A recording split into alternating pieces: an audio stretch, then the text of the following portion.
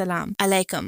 آج میں 4 سال بعد اپنے گھر لوٹا تھا۔ جیسے ہی حویلی میں قدم رکھا، نہ سلام نہ دعا، ابا نے آگے بڑھ کر مجھے گلے لگا لیا، گلے میں ہار ڈال کر بولے، پتر شادی مبارک ہو۔ جب سے تیری واپسی کی تاریخ پتہ چلی تھی، میں اور تیری اماں تیری دلہن ڈھونڈ رہے تھے۔ ہم نے سوچا تھا کہ جیسے ہی تو حویلی میں قدم رکھے گا، تیری شادی مریم بیٹی کے ساتھ کر دیں گے۔ ابا خوشی سے بتا رہے تھے، مگر میرا دل جیسے دھڑکنا بند ہو گیا تھا۔ سوچ بھی نہیں سکتا تھا کہ ابا اتنا بڑا فیصلہ مجھ سے پوچھے بنا کر لیں گے، وہ بھی بنا کسی اطلاع کے۔ ابا اپنی خوشی میں بھول گئے تھے کہ میں 21ویں صدی کا پڑھا لکھا نوجوان ہوں۔ میں نے غصے میں وہ ہار گلے سے اتار پھینکا اور پاؤں پٹکتا ہوا اندر چلا گیا۔ حویلی میں بجنے والے ڈھول بند ہو گئے اور ابا کی خاموشی سے پتہ چل رہا تھا کہ انہیں میری ناراضگی کا اندازہ ہو گیا ہے۔ تھوڑی دیر بعد میرے کمرے میں خاندان کے بزرگ جمع ہونے لگے۔ سب سے آگے اماں تھیں۔ بولیں، بیٹے یہ تو نے کیا کیا؟ تو جانتا ہے کہ اس گھر میں میری عزت تیرے رویے سے مشروط ہے۔ اگر تو ایسا کرے گا تو لوگ کیا کہیں گے کہ میں نے تیری ایسی تربیت کی؟ اماں نے اپنی جذباتی بلیک میلنگ شروع کر دی۔ میں نے کہا، اماں یہ کوئی طریقہ ہے؟ میں پڑھا لکھا نوجوان ہوں، آپ نے مجھ سے پوچھے بنا میری شادی طے کر دی، مجھے بتایا تک نہیں، یہ کہاں کا انصاف ہے؟ میں قریب چلا رہا تھا۔ اماں بولیں، بیٹے میں کچھ نہیں جانتی، لیکن اگر تو اپنے ابا کی بات نہ مانے گا تو وہ مجھے یہاں ایک پل نہ رہنے دے گا۔ اس عمر میں طلاق لے کر میں کہاں جاؤں گی؟ بیٹا میرا کچھ تو خیال کر، اگر تو نے آج میری بات نہ مانی تو میں تجھے کبھی معاف نہیں کروں گی، اپنا دودھ نہیں بخشوں گی۔ یہ کہتے ہوئے اماں نے اپنی چادر میرے پاؤں میں رکھ دی اور ان کے آنسو میرے پاؤں پر گرنے لگے۔ مجھے شرمندگی ہوئی کہ میں کیسا بیٹا ہوں، ساری دنیا کو اپنے پاؤں تلے ذلیل کر رہا ہوں۔ میں نے کہا، اماں ایسا نہ کہو، مان لوں گا تمہاری بات، لیکن ایک شرط پر کہ اس شادی کے بعد میں اس حویلی میں ایک دن بھی نہ رکھوں گا۔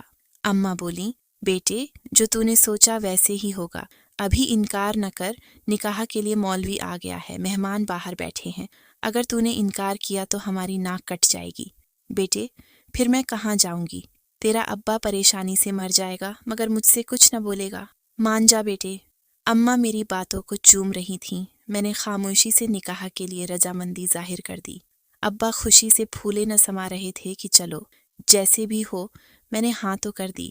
تھوڑی دیر بعد مولوی صاحب آئے، میرے دستخط لے کر چلے گئے۔ میں نکاح کے بندھن میں بندھ چکا تھا۔ پھر رسم و رواج نبھانے کے لیے مجھے دلہن کے کمرے میں بھیج دیا گیا۔ رات کے 10 بجے ہوں گے۔ مجھے نہ جلدی سونے کی عادت تھی، نہ گھر کی عادت، نہ ہی گاؤں کے رسم و رواج کی سمجھ تھی۔ میں نے دیکھا کہ مریم سر جھکائے میرے بستر پر بیٹھی میرا انتظار کر رہی تھی۔ اس کی یہ ادائیں دیکھ کر مجھے سخت غصہ آیا۔ میرے خیالوں میں صوفیہ کا چہرہ تھا، جو شہر میں رہتے ہوئے میری روح تک اتر چکی تھی۔ میں اور صوفیہ ساتھ پڑھتے تھے اور شادی کا ارادہ رکھتے تھے، مگر میں کیا جانتا تھا کہ گاؤں کی حویلی میں قدم رکھتے ہی میں ایک رشتے میں بندھ جاؤں گا۔ خیر میں نے کسی سے کچھ نہ کہا۔ میں جانتا تھا کہ میں آزاد ہوں، اپنا فیصلہ خود کر سکتا ہوں اور کسی پر میرا روب نہیں چلتا۔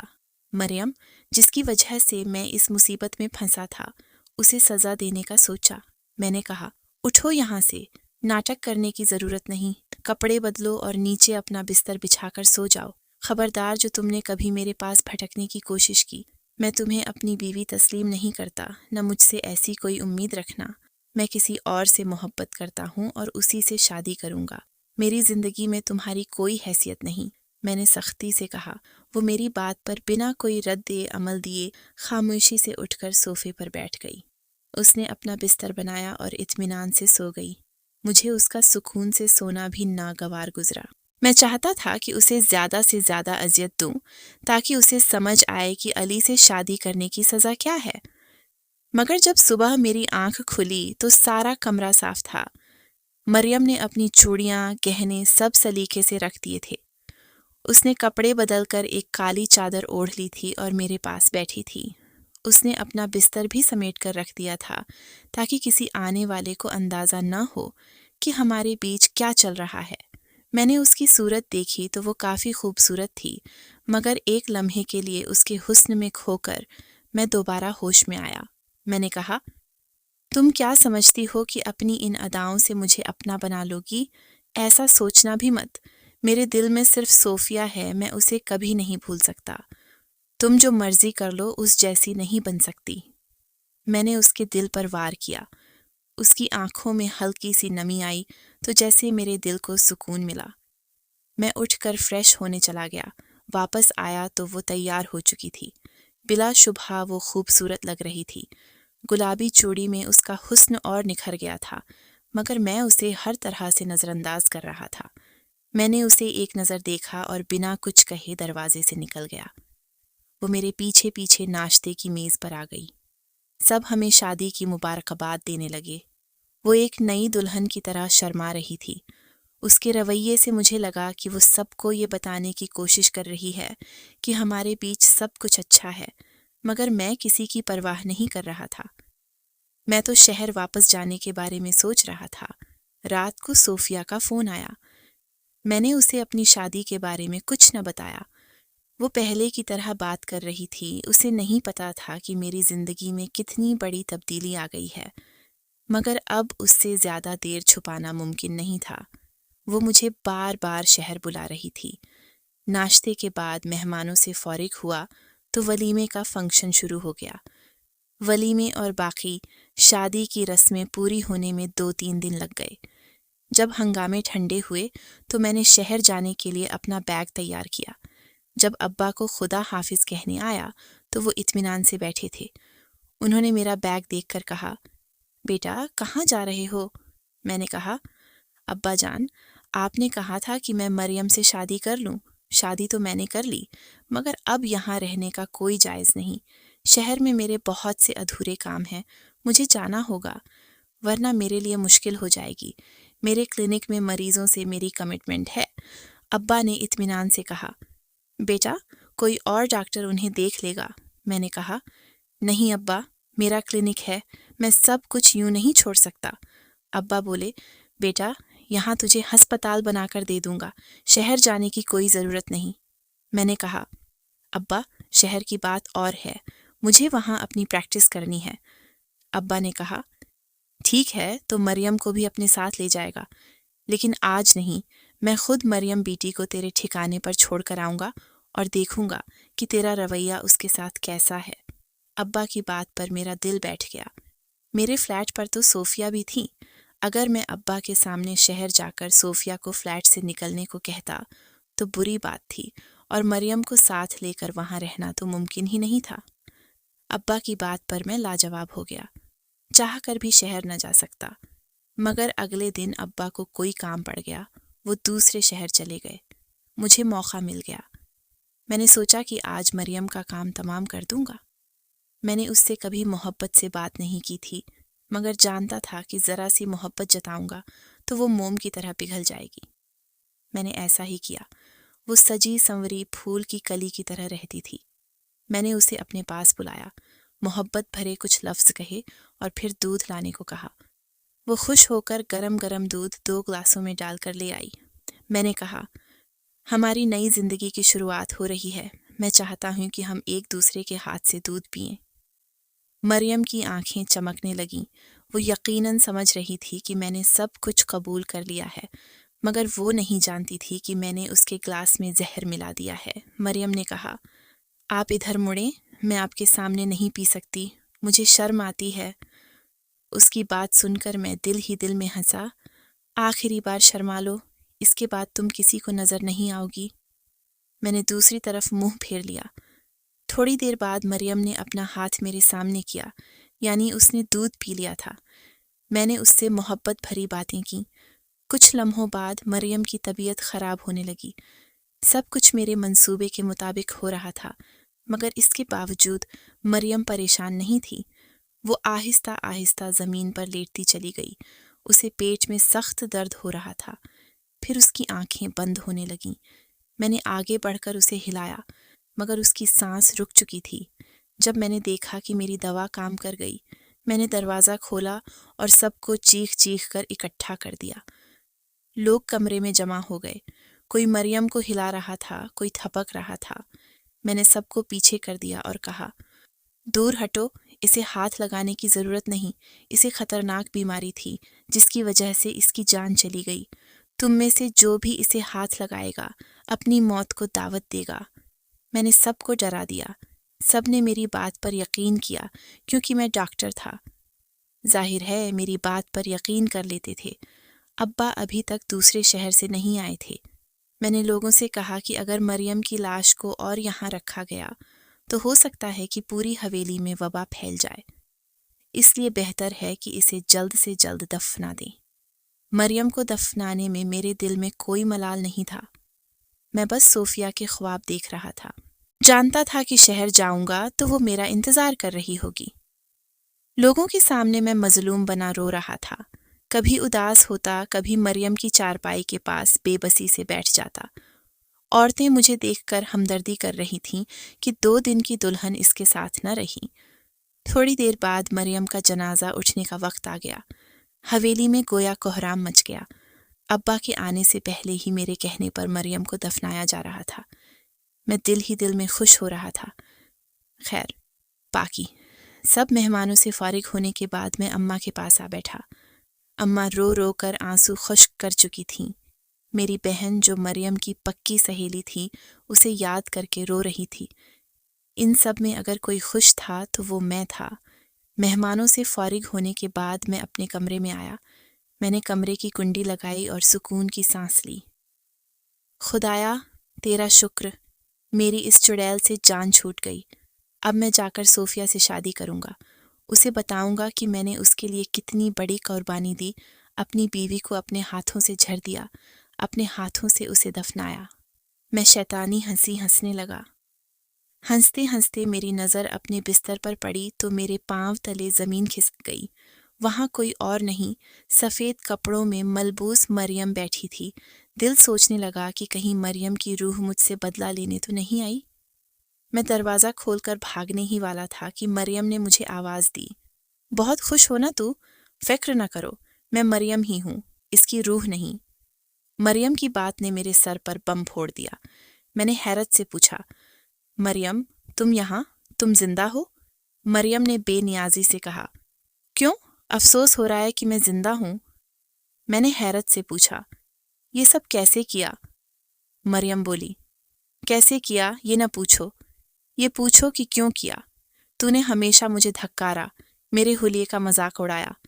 تجھے اپنی تعلیم پر بڑا غرور تھا نا؟ مگر تو جانتا ہے جس ڈگری پر تو فخر کرتا ہے، میں تیرے ہی کالج کے جونیئر بیچ کی ٹاپر رہی ہوں۔ مگر میں نے کبھی غرور نہیں کیا۔ میں نے ہمیشہ اللہ تعالیٰ اور اس کے رسول کی تعلیمات پر عمل کر کے اپنی زندگی آسان بنائی، اور تو اپنی محبت کے پیچھے بھاگتا رہا۔ تجھے شاید نہیں پتا ہوگا مگر میں تیرے ہی کالج میں پڑھی ہوں، مگر تجھ میں اور مجھ میں بہت فرق ہے۔ تو اپنی جھوٹی انا کی تسکین کے لیے کیا سے کیا بن گیا۔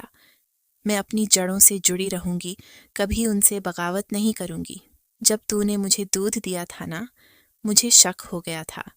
تو نے کبھی مجھ سے ہنس کر بات تک نہیں کی، اور آج محبت بھری باتیں۔ میں سمجھ گئی تھی، میں ان پڑھ نہیں ہوں، تو نے مجھے جاہل سمجھا، مگر میں اپنے کالج کی ٹاپر تھی۔ تجھے کیا لگا کہ میں تیری حرکتوں کو نہیں سمجھوں گی؟ میں سب جانتی تھی۔ میں جانتی تھی کہ تو مجھے ماننے کا ناٹک کرے گا، پھر شہر جا کر صوفیہ سے شادی کرے گا۔ مگر میں نے تجھ سے کچھ نہ کہا کہ شاید تجھے شرم آ جائے۔ مگر تجھ جیسے لوگوں کو شرم نہیں آتی، وہ اپنی غلطیوں پر کبھی شرمندہ نہیں ہوتے۔ ہاں، مگر میں نے اپنا معاملہ اللہ پر چھوڑ دیا۔ مریم نے میری طرف دیکھ کر کہا، آج کے بعد میں تجھے ہر طرح کے حق سے آزاد کرتی ہوں۔ تجھے میرے لیے پریشان ہونے کی ضرورت نہیں۔ ویسے بھی حویلی کی نظر میں تو میں مر چکی ہوں، کوئی مجھے نہیں جانتا۔ فکر نہ کرو، میں ایک ملازمہ کی مدد سے قبر سے باہر آئی ہوں، ورنہ تو نے تو مجھے دفنا ہی دیا تھا۔ آج تو یہ کر سکتا ہے تو کل کچھ اور بھی کرے گا۔ مجھے تجھ سے کوئی گلہ نہیں، تو جیسا تھا ویسے ہی رہو۔ میں تیری زندگی سے خاموشی سے چلی جاؤں گی، بس دعا کروں گی کہ خدا تجھے ہدایت دے اور توفیق دے کہ تو دوسروں کے جذبات بھی سمجھ سکو۔ یہ کہہ کر مریم رک نہ سکی۔ اس نے خود کو چادر میں لپیٹا اور پچھلے دروازے سے حویلی سے نکل گئی۔ میں اسے دیکھتا رہ گیا۔ سوچ بھی نہیں سکتا تھا کہ وہ اتنی پڑھی لکھی اور سمجھدار ہوگی۔ مجھے پچھتاوا ہونے لگا کہ یہ میں نے کیا کر دیا۔ اگر مریم کسی کو میری حقیقت بتا دے گی تو کیا ہوگا؟ مگر میں جانتا تھا کہ وہ ایسا نہیں کرے گی۔ پھر ایسا ہی ہوا۔ اگلے دن وہ مجھے کہیں نظر نہ آئی۔ ماحول میں سب مجھ سے ہمدردی کر رہے تھے۔ اگلے دن میں نے کسی سے کچھ نہ کہا۔ ابا بھی آ گئے تھے۔ اپنی بھانجی کی موت پر وہ بہت افسردہ تھے، مگر میں جانتا تھا کہ اب وہ مجھے شہر جانے سے نہیں روکیں گے، کیونکہ میرا دل پہلے ہی اداس تھا۔ وہ میری خوشیوں میں رکاوٹ نہ بنتے۔ مریم کے 40ویں کے بعد میں نے ابا سے شہر جانے کی اجازت مانگی۔ ابا نے اجازت دے دی۔ وہ جانتے تھے کہ گاؤں میں میرا دل نہیں لگتا۔ ابا کی اجازت لے کر میں شہر واپس آ گیا۔ میں نے صوفیہ سے شادی کی اور اس کے ساتھ ہنسی خوشی رہنے لگا۔ صوفیہ میری محبت پا کر بہت خوش تھی۔ ہم دونوں اپنی زندگی خوش اور خرم گزار رہے تھے۔ 2-3 مہینے بعد جب شادی کا خمار اترا تو معلوم ہوا کہ مجھ میں اور صوفیہ میں بہت فرق ہے۔ میں بظاہر ماڈرن تھا، مگر وہی زمیندارانہ سوچ کا مالک تھا جس سے صوفیہ جیسی لڑکیاں چڑھتی ہیں۔ میں نے صوفیہ پر پابندیاں لگانا شروع کیں، اس کا جینا حرام کر دیا۔ وہ کپڑے بھی ایسے پہنتی تھی کہ میں شرم سے پانی پانی ہو جاتا۔ میں اسے کچھ نہ کہہ پاتا اور وہ میری اس مجبوری کا بھرپور فائدہ اٹھاتی۔ کہتی، تم تو جانتے تھے کہ میں اتنی ماڈرن ہوں، اب پھر کیوں رونا رہے ہو؟ کیوں اس بات پر مجھ سے لڑتے ہو کہ میں تمہاری بات نہیں مانتی؟ کیا تمہیں نہیں پتا تھا کہ تمہاری بیوی کس شخصیت کی مالک ہے؟ وہ یہ باتیں کہتی تو میرا دل کرتا، صوفیہ، پہلے بات اور تھی، اب بات اور ہے۔ اب تم میری بیوی ہو، تمہیں میرے مطابق چلنا چاہیے۔ مگر صوفیہ میری کوئی بات نہ سنتی۔ رفتہ رفتہ ہمارے جھگڑے بڑھنے لگے۔ اس سے پہلے کہ ہم راہیں جدا کرتے، ہمارے بیچ ایک ننھا مہمان آ گیا۔ صوفیہ امید سے تھی۔ میں اسی وجہ سے اس کا رویہ برداشت کرتا رہا، کیونکہ جانتا تھا کہ اسے سکون کی ضرورت ہے۔ میں نے صوفیہ سے ہر طرح کا تعاون کیا۔ بچی کی پیدائش کے بعد صوفیہ کا رویہ بدل گیا۔ وہ پھر سے اپنی پرانی روشنی پر آ گئی۔ میں اسے کسی بات کے لیے منع کرتا تو مجھے ڈر تھا کہ وہ ہماری بیٹی کو بھی اپنی جیسی بنا دے گی۔ میں نہیں چاہتا تھا کہ میری بیٹی صوفیہ جیسی بنے۔ اب مجھے اندازہ ہو رہا تھا کہ گاؤں کی عورتیں اور ہمارے رسم و رواج ہم مردوں کے لیے کتنے ضروری ہیں۔ صوفیہ میری ذرا بھی عزت نہ کرتی۔ پھر ایک دن میری زندگی میں وہ واقعہ ہوا جس نے سب کچھ بدل دیا۔ ہماری سالگرہ تھی۔ صوفیہ نے بڑے پیار سے کیک بنایا۔ میں نے کیک کھایا تو طبیعت بگڑ گئی۔ کافی دیر بعد احساس ہوا کہ میں نے کچھ غلط کھا لیا۔ دوبارہ پڑھتا پڑھتا خود ہسپتال گیا، مگر ہوش نہ رہا کیونکہ میں زہریلا کھانا کھا چکا تھا۔ ظاہر ہے یہ کھانا دینے والی کوئی اور نہیں، میری اپنی بیوی صوفیہ تھی۔ سوچ بھی نہیں سکتا تھا کہ صوفیہ اتنی بے رحم نکلے گی۔ میں بچ تو گیا، مگر ہمارا رشتہ نہ بچ سکا۔ صوفیہ نے میری جائیداد پر قبضہ کرنے کے لیے مجھے ویسے ہی چھڑ دیا جیسے میں نے مریم کو دیا تھا۔ مجھے مریم کی یاد رہ رہ کر آ رہی تھی۔ کافی عرصے اسے ڈھونڈتا رہا۔ آخر کار مریم مجھے ایک نفسیاتی ہسپتال میں ملی۔ میں اس سے مل کر بہت رویا، اسے معافی مانگی، کہا کہ وہ مجھے ایک اور موقع دے۔ مگر مریم بولی، اگر تم نے دوبارہ رابطہ کرنے کی کوشش کی تو میں یہاں سے بھی چلی جاؤں گی۔ میں جانتا ہوں کہ مریم کہاں ہے۔ وہ میری بیوی ہے، مگر اس پر میرا کوئی حق نہیں رہا۔ میں کس کو کس منہ سے کہوں کہ میں نے مریم کو اپنے ہاتھوں جھڑ دیا تھا۔ گھر والوں کی مدد تو لے نہیں سکتا، مگر میں کہانی سننے والوں سے امید کرتا ہوں کہ وہ اپنی رائے دے کر میرے فیصلے کو آسان بنائیں گے۔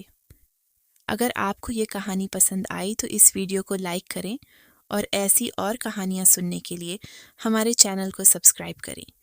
کہانی سننے کا شکریہ۔ آپ سے ملاقات ہوگی اگلی ویڈیو میں۔ تب تک کے لیے اللہ حافظ۔